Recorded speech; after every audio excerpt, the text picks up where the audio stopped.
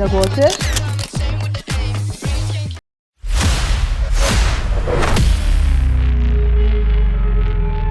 Përshëndetje miqtë e emisionit. Sot jemi me një njeri që jetën e tij e ka ndarë mes 3 frontësh. Frontit ilegal kundër okupimit, frontit të luftës së hapur si komandant i zonës së Nerodimës dhe frontit të politikës. Por sot do të shohim frontin e tij të katërt, atë të përditshmërisë. Kush është Shukri Buja kur I hiqet uniforma dhe kostumi zyrtar? E shohim bashkë.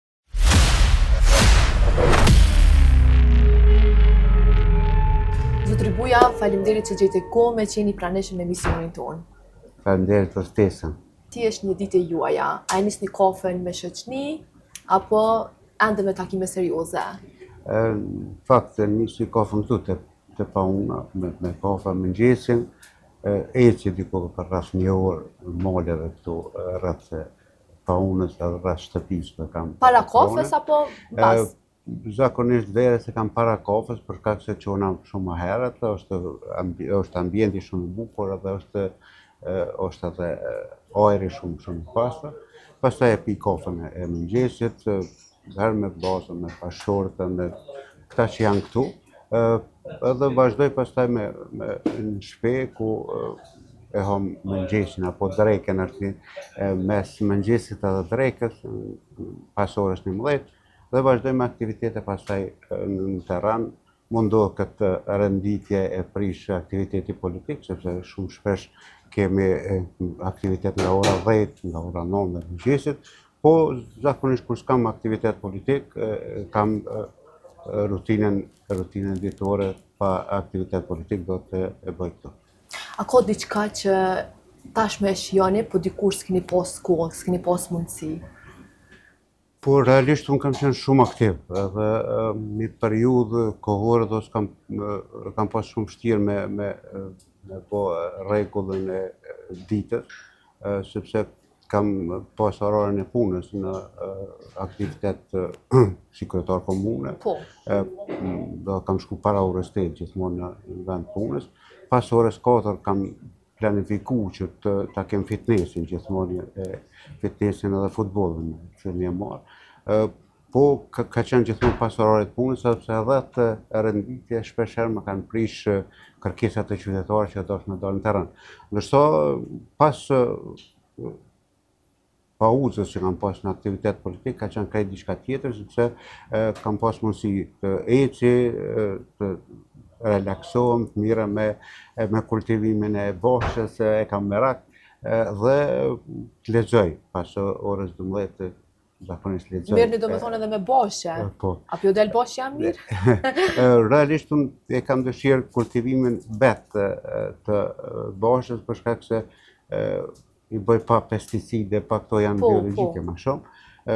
Pastaj kam shumë trupa të thonës, kam bukur shumë mona në varr dhe realisht mirë me relaks e veprimin, ndërsa me aktivitete politike I kufizon këto, sidomos vitin e fushatës, vitin e kaluar nuk kam mujt më marr as me kopshtin, as me aktivitete tjera, sepse është shumë aktivitet politik. Ju keni qenë pjesë e lëvizjes ilegale që në vitet e hershme. Si ishte të jetoje me frikën se çdo natë mund të ishte fundi? Unë realisht që nga fëmëria, që të drejtën, kur në moshën pa e mbushën dhe 16 vjet, kam filluar me organizimin e demonstratave të vitit 1989, demonstratave e qunim demonstrata e paraditit, dhe kam filluar aktivitete me disa nxënës aty, që kanë qenë pak më në moshë se sa unë, është një Adem Kadriu, cilin e kemi qenë bashkë në celulë, dhe një Afrim Pacollit, që ai po ashtu është ende gjallë. Kemi fillu me celulën, e pastaj kemi fillu me grupet. Realisht kemi qenë shumë të ri. Më vonë jam kyç në aktivitetin politik në organizatën atë kohë, Lëvizjen Popullore për Republikën e Kosovës, kam qenë në komitetin organizativ për Kosovë, përgjithësinë jam pas për Feriza Elipian. Në atë kohë kemi qenë udhëheqja në Kosovë, ka udhëheqë lëvizje një ekip jashtëzakonisht të fuqishëm, si sot janë herojt Kosovës, është Fadil Vota, Afrim Xhetia, Fahri Fazliu, dhe Në mesin e tyre ka qenë edhe gjyshi Albolena Haxhiut, Ahmet Haxhiu, me cilin kam vepru fukur shumë. Realisht ka qenë një periudhë në vitet 89 kur lëvizja ka pas një aktivitet jashtëzakonisht shumë fuqishëm. Kemi botu edhe buletinin e zërit Kosovës në Kosovë, minatorin me 2 numra në kohën e lëvizjes minatorëve. Pastaj kam vazhdu me udhëheqjen e njësitit Guerrel, kam qenë komandant njësitit Guerrel në kuadër të LPRK-s. Kemi qu lartëpërshtues nerë, kemi bërë aktivitete ushtarake dhe jam rënë burg në këto aktivitete në vitin 1989 dhe jam dënu me 13 vite. Dhe të është një periudhë kohore bukure gjatë, ndryshimet në ish Jugosllavi na i mundësuan dhe që të mos jem në burg për gjitha ato vite. Po 5 vite i kam mbajt në burgun e Serbisë, në 3 vite në burgun e Niçit, nga burgun e Niçit jam liru në vitin 1994, është një inqizim që kam nxjerrë në Facebook të fjalimit gjatë pritjes, kur jam liru nga burgu, është një fjalim për paralajmërimin e rrugës vështirë, rrugës luftës, dhe prej aty kam fillu pastaj aktivitetin politik në njëherë pas burgut. Kam vazhdu me një aktivitet i cili ka qenë në përgatitje të luftës shqiptare, kontakte para me ushtërinë shqiptare të Kosovës, kam pas me ish koordinatorin atë kohë që ka qenë roli komandantit, me Najt Hasanin, me cilën edhe kam bashkëvujt në burgun e Dubravës në periudhën. Ta trego pak periudhën e burgut, si është ndjenja? Realisht kam qenë moshë shumë të re, kam qenë gjithmonë me fizik të përgatitur, se jam marrë gjithmonë me aktivitete sportive. Jam përgatit edhe nga njerëzit të cilët kanë qenë më herën në burgjeve, jam përgatit që ta marrë burgun shumë më vështirë se sa që e shohati. Jam përgatit që burgun ta shoh vetëm zi, dhe në momentin kur e ke pa një dritare, ka duk ma lehtë.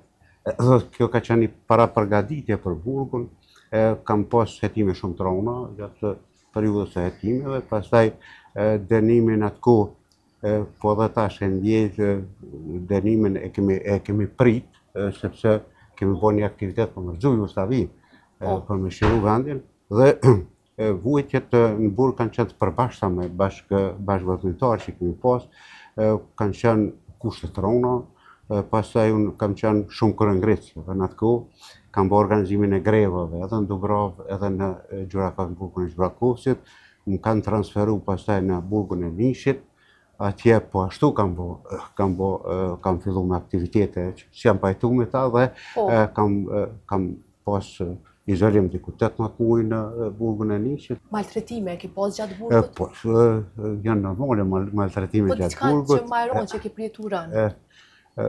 Më ka qenë vështirë me bindë vetveten me rana, me gënjeshtra, sepse u dashkëm me bindë vetveten në mënyrë që frigueshim në atë kohë, mos përdorin barna, cilat nuk i dim ne, dhe pa vetdije me tregu për aktivitetin adetar, dhe u dashkëm u përgatit që mos me dhonë informacion. Unë kam pas vështirë shumë edhe kur kam kalu në burgun e Dubravës me shok për me shtjellu cila ka qenë e vërteta, me cilën e kam bindë vetveten me gënjeshtra, sepse kam njohë 200 njerëz të organizuar në Kosovë dhe ka qenë shumë vështirë me i përballu torturave dhe ndjekjes që kemi pas. Po edhe gjatë periudhës së burgut, po ashtu kam organizu. Përveç grevave, jemi organizu në celul. Kam organizu celulën me Adnan Aslanin, i cili ma vonë ka qenë kryeredaktori i Zërit Kosovës, ka qenë i bashkëpunëtar dhe bashkëpunëtari i imi, dhe me Agim Bajramin, komandant Zefin ma vonë, i cili edhe e merr detyrën e zëvendës komandantit në zonës në atë kohë dhe bie dëshmor komandant Zefit, që ka pas brigada 162 emrin e tij e bardh, 162 Agim Bajrami. Me ta kam pas celulën në organizim, kemi fut materiale propagandistike në atë kohë, si Zërin e Kosovës, demokracinë autentike që u botohej në Sloveni, dhe po ashtu kam fut edhe revolën brenda burgut. Po vendimi i organizatës ka qenë që ne mos po mas një veprim për mu largu nga burgu, sepse shumë shpejt do të lirohemi sipas sipas rrjedhave në vitet 90, po kjo nuk ndodhi. Kthehemi pak tash te komandante. A kishit momente kur mendoni që liria dhe pavarësia e Kosovës ishte një gjë e parritshme? Periudha e luftës është një periudhë me shumë kujtime, me shumë emocione. Realisht kur jam nis për luftë, jam nis me grupën e parë e cila ka hyrë në Kosovë. Frika kryesore ka qenë se si do të përballem në betejën e parë. A do të jem vertikal apo mos do të kem frikë në atë betejë. Pasi e kam tejkalu këto, pasi kemi bërë betejën e parë dhe kam pasë nuk shpirti jam, zemra jam, mendja jam mund të përballoj betejave, atëherë kam pasë shumë ma lirë. Kam qenë bashkëpunëtor me shumë prej atyre që sot janë heroj. Kemi hyrë bashkë me Fehmi Vlladrovcin, Gjergj Vlladrovcin, me Ismet Jasharin Kumanovën, me Agim Bajramin, me shumë bashkëpunëtor tjerë të cilët sot janë heronjë të Kosovës.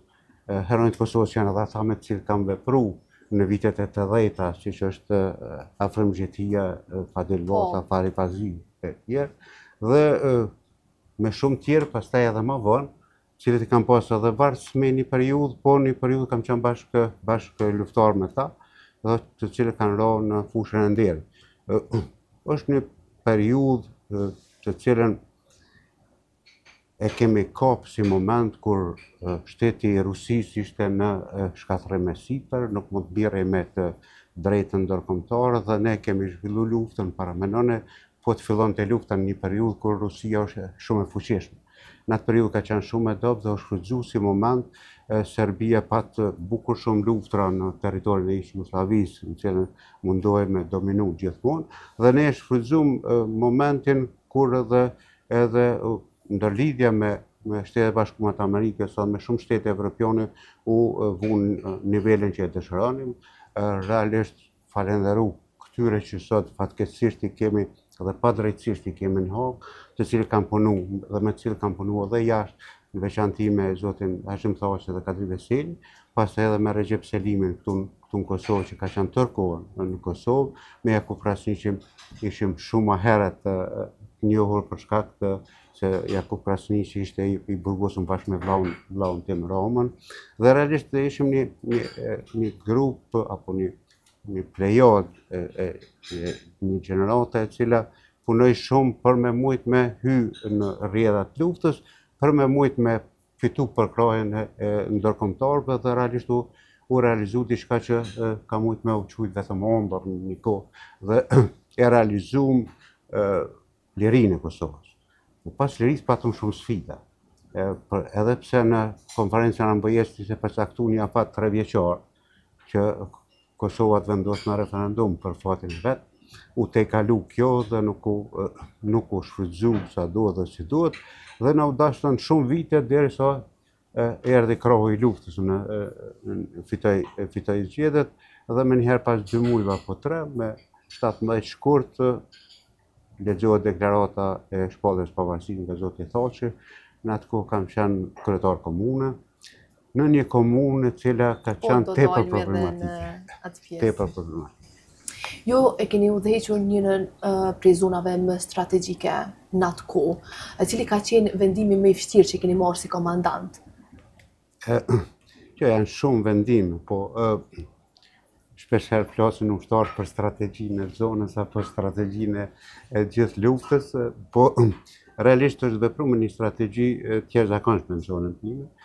Fatmirësisht dhe fatbarësisht për mua kam pas një komandë e cila ka qenë shumë profesionale. Në kuadër të komandës sektorit i kanë udhëhequr njerëz që kanë qenë të përgatitur, asnjë nuk ka qenë i cili nuk ka pas përgatitje spoku superiore. Kanë udhëhequr me sektor të cilët po marr shembull vetëm sektorin e ndërlidhjes, në cilën kanë qenë gjithë kolegë të fakultetit të elektros, të cilët e kanë njohur më mirë dhe ndërlidhjen, po kanë filluar me prodhu edhe rrymën ku kemi pas komandën me mulletuj dhe sepse kanë qenë profesional. Vendimet më të vështira kanë qenë në periudhën e masakrës së Arçakut, atë periudhë do është më shumë vendime, shumë urdhresa, shumë ushtare këmë pas të cilët e kanë mësu familjarët e tyre, pastaj kemi pas njëjtën periudhë të luftimeve, kemi pas edhe romin e një nga eprorët që kam qmu jashtëzakonisht shumë dhe ka qenë jashtëzakonshëm Ahmet Kaçikun, dhe gjitha këto do të kanë qenë një periudha më e vështirë e luftës shqiptare dhe periudha e janarit dhe fillimit shkurtit të 1999. Cila ishte gjëja e parë që bënit mas lirimit të Kosovës? Pas lirimit të Kosovës ka qenë një periudhë po ashtu e vështirë, tani jo e betejave ushtarake, po ka qenë një betejë politike tepër rëndë. Para që ishte shumica ushtarëve dhe vetë në eprorët e lartë të ushtrisë shqiptare të Kosovës nuk mund të pajtoheshim me transformimin e ushtrisë shqiptare të Kosovës, sepse kishim qëndrim që ne ta kemi ushtrinë, formacionet ushtarake të rregullta. Ka zgjat shumë bisedimet, madje një periudhë kur është arrit marrëveshja për trupat mbrojtëse të Kosovës, ka zgjat 30 orë bisedimet në një objekt të kinos në Prishtinë, që edhe sot është kfuri aty, dhe është arrit marrëveshja që ne të transformohemi në një trup mbrojtëse të Kosovës me 3000 forca të rregullta, po në atë kohë nuk ka qenë trup mbrojtëse të Kosovës e cila ka pas të drejtat që janë sot. Në atë kohë kemi pas drejtën deri në mitraillez 12.7, një mitraillez Iran, po jo armati matron, jo autoblinda, jo arsenal ushtarak i cili llogaritet arsenal ushtarak ofanziv. Dhe pastaj kemi pas probleme me gjykatat, gjykatat cilat janë mundu me instalu si sot në gjykatat që po ka probleme rreth të drejtës ndërkombëtare dhe të drejtës brenda një shteti.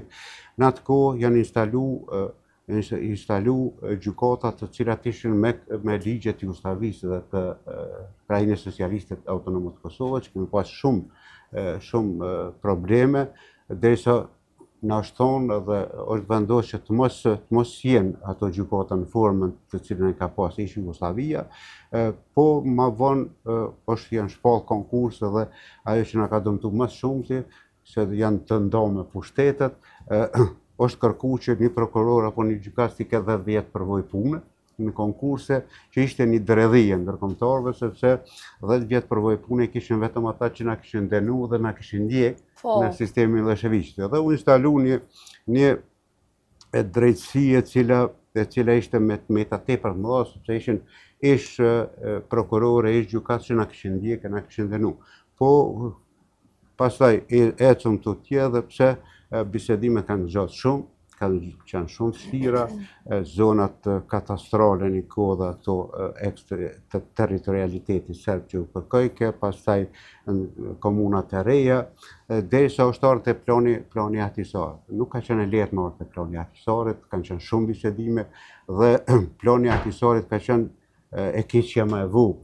Keqja më e vogël e them për shkak se ka pas shumë meta në kohën e saj, po ajo që mbulonte ishte njohja e shtetit, që ne e shpresonim dhe po ndodh tani që ne do të ecmi të tjerë dhe shteti do të konsolidohet si duhet. Ka pas shumë sfida të cilën kanë ditë me bo politikën, kanë ditë me lujt lojën e diplomacisë, njerëzit të cilët edhe bon luftën. Në udhëheqje të delegacioneve ka qenë zoti Thaçi, në kodër saj ka qenë Jakub Krasniqi, Kadri Veseli nga një pozicion krejt tjetër i informacioneve, dhe realisht është bo një punë jashtëzakonisht të madhe deri te shpallja e shtetit, dhe në shpalljen e shtetit do të është sublimu një përpjekje bukur e gjatë e gjeneratave. Për humor, por mos me ngarku shumë, një ndodhi në kohën kur para shpalljes pavarësisë, ishim të ftuar kryetarët e komunave dhe ministrat në një takim ku ishin prezent edhe gjitha media, dhe zoti Thaçi si kryeministër e kishte marrë një shprehi para popullatës dalë gjithmonë me të njëjtin qëndrim. E din popullata, e din qeveria, e din kryeministri kur mirret vendime për shpalljet e shtetit. Dhe në njëjtën formë u prononcua edhe në atë takim para mediat, dhe e din kryetarët e komunave, e din ministrat, e din popullata, dhe pasi e dha këtë deklarat, pyeti mos ka dikush me me shtu diçka se me pyet, unë ngrita dorën, unë kam qenë gjithmonë ma i pa disiplinë. E ngrita dorën, ma dha fjalën, thash, kryeministri i nderuar, unë e kam ditë kur e shpallni, po e kum harrua, po ma përsëri. Qeshën gjithë, sepse ishte me qëllim që me shty zotin Thaçi që të mos dart me mjeta deklaratë. Ka qenë një moment kur ka pas shumë emocione, përveç asaj të arritures, kemi pas emocione sepse ishim njerëz të cilët e kujtonim bashkëftarët tonë, këtë luftë që kishin ra për të arritë këtë ditë. Ishin shumë njerëz, shumë bashkëftarë tonë që kishin lënë gjymtyrë të trupit, dhe realisht ishte një sublimim i gjitha tyne punëve, asoj sakrifiqe, ati gjakut verën që ishte jashtëzakonshëm për ne. Dolim pak të pjesa kur ke qenë kryetari i komunës së Lipjanit. Se ishte vështirë të kaloje nga trinçët e luftës në ato politike? Unë kam pas një fat që tërkohen edhe para se me qenë kryetar komune, kam qenë në kuadër të forumeve në cilat kam qenë bashkë udhëheq, kur jemi marrë me rregullore, jemi marrë me statute, jemi marrë me programe, edhe kjo më ka bërë me një përvojë bukur gjatë edhe në këtë drejtim, po në veçanti para se të konkuroja për kryetar komune, kam shtjellu që edhe ashtu i kam merak ligjet, në veçanti ligji i sapo aprovuar në atë kohë në pako i veçavisjes lokale, dhe dy ligje që ishin bazike për me mujtë me udhëheq komune, ligji për financat e pushtetit lokal dhe ligji për financat publike, ishin këto tri ligje që ata që konkurrojnë për kryetar komune duhet të njohin. Realisht unë kam konkurru për kryetar komune vetëm atëherë kur është vendosur që të zgjedhet kryetari i komunës me votë drejt për drejt, jo përmes forumeve politike, se unë jam shumë kryengrec dhe e kam ditë që nuk muj me më rri përmes forumeve politike apo të partive politike, sepse gjithmonë kam qenë në kundërshtim me ta. Dhe ndoshta konkurrimi ka qenë pikërisht kjo, sepse zgjedhet kryetari i komunës me votë drejt për drejt. Kam pas synimin vetëm 2 vite me udhëheq, po pas 2 viteve me insistimin e kryeministrit, zotit Thaçi, u rikandiduam gjithë kryetarët e komunave dhe kam vazhduar edhe për 4 vite, prap kam insistuar të mos kandidohem, po prap po të insistuar në atë formë që ishte e dëmshme, po realisht 6 vite të mandatit do kanë mjaftuar me pa se si punohet dhe se si duhet punohet, dhe realisht kemi një zhvillim në atë kohë shumë të madh, sepse kemi pasur në qasje krejt tjetër njerëzit që ishin në udhëheqje. Po qatë gorës elektorale, a keni ndjerë tradhtim nga njerëzit që i keni pas në krah në luftë? Çështja e idealit dhe luftës për liri është një çështje që unë i ndar. Dashur pa dashur, atë periudhë nuk kam dëshirë kurrë me shiku me syrin e politikës që është sot apo që ka qenë dje. Po du me gjithmonë me shiku me syrin e asaj kohe kur kemi nda kafshatën e gojës, kur i kemi nda plumat që kemi pas mjaftueshëm me bashkëtarë dhe nuk dëshiroj me këtë pjesë me shiku nga aspekti politik. Kush më ka përkrah mua në zgjedhje, jam mundu gjithmonë me konceptu që të më përkrahin përmes programit, përmes qasjes sisteme për problemet që janë në komunë apo në parlament, e jo përmes asaj që kam bë gjatë luftës. 2 vjet nuk jam marrë fare në politikë, sepse ju premtova familjeve dëshmorë dhe bashkëtarëve të mi që nuk du me shfrytzu pozicionin tim gjatë luftës për me ecën politikë, dhe 2 vjet nuk jam marrë fare me këtë çështje, ma vonë kam fillu më kyç ngadalë, po gjithmonë e shoh si veprim e bashkëtarëve të mi në kuptimin e qasjes me program, me paraqitje, jo në periudhën e luftës, po pas luftës. Ka pas njerëz të cilë për interesa individuale, për interesa familjare, nuk kanë ditë me u orientu aty ku e kanë interesin madhor. Dhe këtu në kanë dëmtu, po kjo të ke fundosh në ndërgjegjen e tyre, jo time. Momentin që morët ftesë nga Haga, çka ju shkoi në mendje? Në drejtën, është një periudhë para Hagës, ka shumë Haga që jam ftu. kam qenë dëshmitar kundër Miloševićit, një periudhë që është dashur me u rikthy në momente shumë vështira të luftës, pastaj është rasti Fatmelime që ka qenë për mua shumë i rëndë sepse nuk e kemi ditë qartë konceptin e mbrojtjes, është tash dhomat e specializume, po unë jam ftu në dhomat e specializume në nëhetim. Në vitin 2019 të ftesa ka qenë për intervistim si i dyshuar. Dhe në atë periudhë, fatmirësisht e kam pas një avokat që ka qenë prokuror në rastin e zotit Milošević, i cili ka pas respekt dhe ka respekt të jashtëzakonshëm për mua si komandant zone, ka pranuar që të jetë avokat mbrojtës dhe në sugjerime bashkë me të kemi vendosur që të mos flasim fare me që jam në nëhetime dhe unë nuk jam përgjigjur fare. Ajo që mas shumë ka qenë rëndë, jo për mua, por në veçanti për familjarët, ka qenë bastët që i vendoshin gazetarë. Unë e quaj kështu, bastët që i vendoshin, fillonin në përmisioni gjëja si analist, jo kom u marrë filoni, jo kom u marrë fisteke, pa e pas parasysh barën që ju ngarkonin familjarëve të atyre njerëzve që i potenconin. Dhe realisht kjo ka zgjat një periudhë 5 vjeçare, nga 2015 deri në vitin 2020 të kësaj loje të medjave, po quaj loje në thojza, të potencimit të individëve se do të merret filoni apo fisteku, dhe ka qenë një ngarkesë e madhe. Ka qenë ngarkesë për shkak se u dosh me bisedu me familjen, me thonë, jo gazetar, pas prokurorët vetë nuk e dinë se kush ka mu marrë, ose është një periudhë e tij. Kur jam ftu si dëshmitar, kam pas qartë që unë jam në nëhetime, dhe në bazë të ligjit edhe në konsultim me avokat, unë nuk do të flas, sepse unë isha mbrojt në heshtje.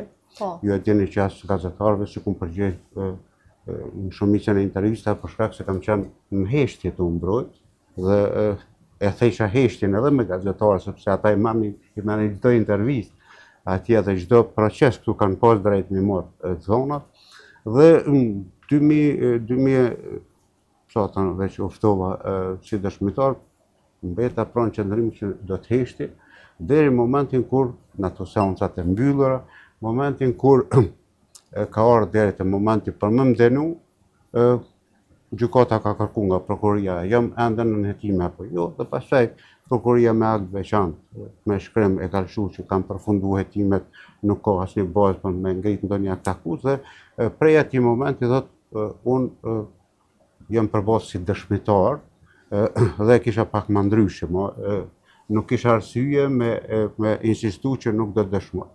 Kjo ju ka hap rrugë dëshmitarëve tjerë që kanë shku, që kanë qenë në nëhetime, sepse me njëherë si kanë shku, nuk kanë pas nevojë që shtyen, që jam shtyen me det, me prokurorinë dhe gjykatën, me njëherë ju ka lëshu vendimi që kanë përfunduar hetime dhe nuk është në nëhetime, dhe ka qenë një hapje rrugës për dëshmitarë tjerë që t'jenë pa shantore, pa presion.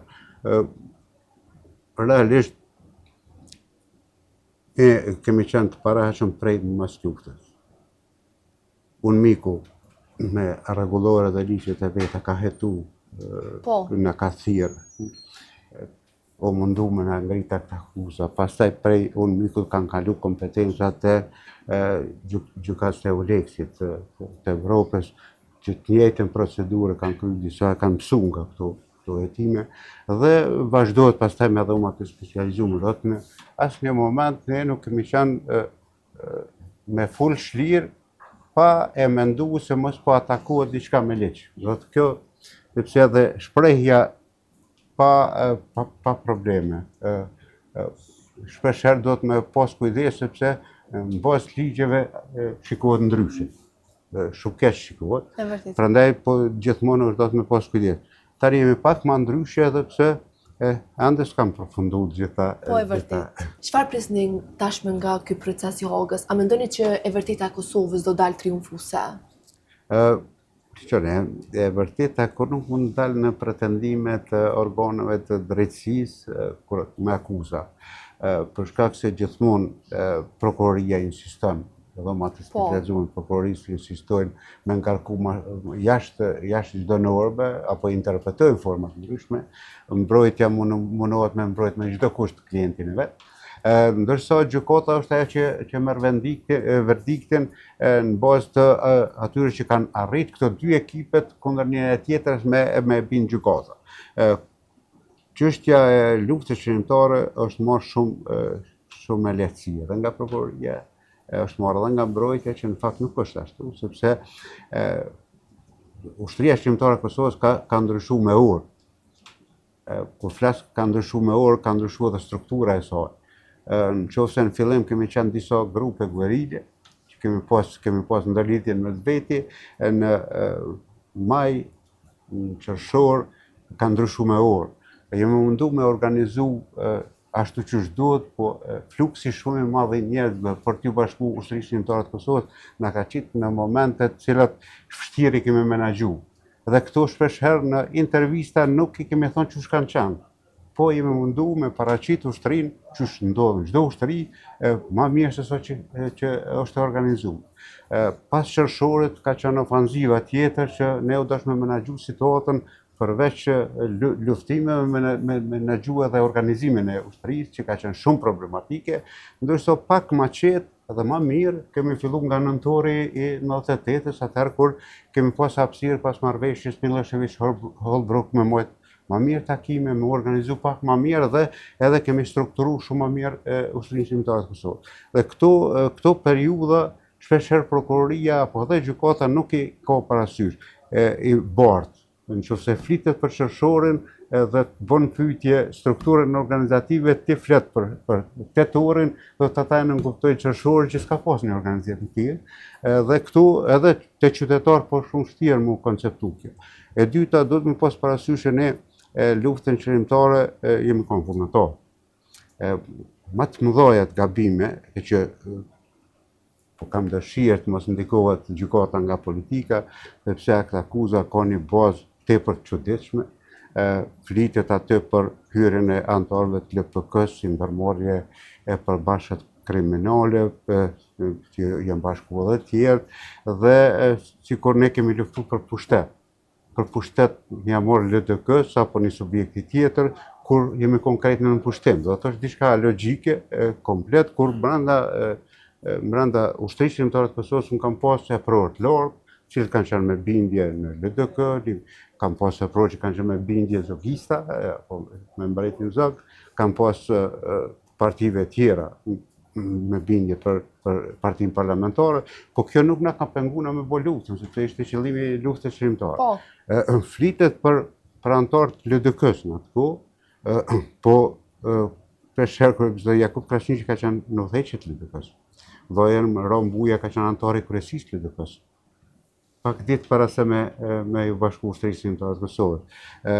Jakub Krasniqi ka qenë udhëheqës i luftës, po ka qenë udhëheqës edhe të LDK-s. Dhe të janë shumë e prorë, shumë udhëheqës tonë që nga LDK-ja kanë po domosdoshme që duhet me bë luftën kundër pushtuesit dhe ju kanë bashku luftën shërimtare. S'ka po të bëj këtu a LDK, a LPK apo parti tjetër. Ata të cilët e kanë shfrytzuar petkun partia, pas veprimtarive tepër të rrezikshme për kombin, pas veprimtarive të tyre të agjenturave serbe, pas veprimtarisë tyre tradhtare ndaj kombit, e kanë shfrytzuar aureolën e shumicës së antarësisë në Kosovë të LDK-s dhe janë antarësuar në LDK, por nuk do të thotë që ai është atakuar apo është arrestuar pse ka qenë antar i LDK-s, po pse ka qenë në shërbim të pushtetit dhe pushtuesit serb. Këto dallime gjykata nuk po i bën, edhe kjo është shumë vështirë. Se si do të vihet te verdikti me këtë ligj që e ka aprovuar Parlamenti i nderuar, deputet Kosovës nderuar, më thuaj se nuk mund të quajë nderuar, nuk është e lehtë, sepse ka shumë shka në kodër të ligjit të cilat nuk do duhet ishte. Nuk do duhet të thirren në ish ligjet e Federatës Jugosllave, sepse ne e kemi marrë pushkën për të shkput nga ato ligje dhe nga e kushtetu, të krahinë socialiste autonome të Kosovës, në cilat tjera që po ashtu ne kemi dashur ta respektojmë krahinë socialiste, po kemi dashur me avancu në shtet. Dhe të janë shumë shka në kodër të ligjit të cilat po të ishin kujdesshëm deputetët tonë të parlamentit, do ta kishin amandamentu, do ta kishin ndryshu, dhe është alogjike kur sot flitet se parlamenti s'ka çka të bëj. Çdo kohë në botë është ai që aprovon një ligj, ai ka drejtën e rishqyrtimit, të amandamentimit, madje edhe të hudhjes poshtë komplet. Dhe parlamentarët tonë tashëm nuk mund të arsyetohen se s'kam qenë unë atëherë e është votuar në atë kohë, edhe nuk veprojnë sot. Sepse sot prap mund të rishikohet, mund të amandamentohet edhe mund të hidhet poshtë, sepse është Parlamenti i Kosovës që e ka aprovuar. Po arsyetimet politike janë diçka tjetër. Unë shpresoj që ata djemë, ata burra që për këtë popull u tregu se ata janë përveç simbole të lirisë, janë simbole të shtetëformimit, janë simbole të shtetëndërtimit të Kosovës, janë vetë populli i Kosovës, dhe çdo verdikt i gabuar i gjykatës do të ketë pasoja tepër të mëdha për lirinë që kemi fituar, do të ketë pasoja tepër të mëdha për shtetin tonë dhe do të kemi pasoja së bukur.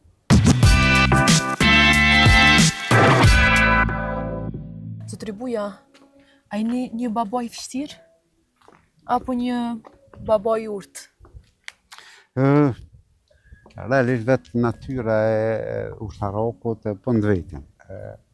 Unë kam një lloj vetë disipline që shpeshherë kërkoj edhe nga fëmijët e mi, dhe kjo për trit sot është pak e vështirë. Nuk kam rregullat të cilat dëshiroj me i respektu. Po. Këta kanë dëshirë me dalë jashtë atyre rregulla. Nuk jam prindi vështirë, po dëshiroj gjithmonë të kem sinqeritet edhe të ketë rregulla. Muj më thyë ato rregulla, po s'paku më mjaftu edhe mos me dalë jashtë rregulla. Jam babaj i urtë sipas me, po jo sipas fëmijëve. A të ngjon ndonjëri fëmijë që thu pesha veten kur jom qenë i ri? Kuhrat janë ndryshe, po angazhimet e fëmijëve të mi janë bukur të mëdha në kohën në cilën po jetojnë. Realisht djali i madh ka qenë më i ngarkuar se sa fëmija tjerë, sepse dallimi në moshë është shumë i madh me djalin tjetër, dhe nga mosha 20 vjeçare është ngarkuar me punë të cilat unë s'kam mujt me u marr, është ngarkuar me punë të biznesit, nga mosha 20 vjeçare është kujdes për biznesin, në veçanti për restoranin këto dhe punët e shtëpisë. Djali i vogël ka qenë shumë i vogël dhe tash është ai që po vazhdon bashkë me djalin e madh. Vajza ka qenë pak më e lirë, më shumë është marrë me studime, me shëtitje, po tash është martuar dhe si duket është robnu. Zotëri Buja, faleminderit për mikpritjen tuaj, shpresoj të shihemi prapë ndonjë risi tjetër nga ana juaj. Faleminderit shumë për ideja. Faleminderit.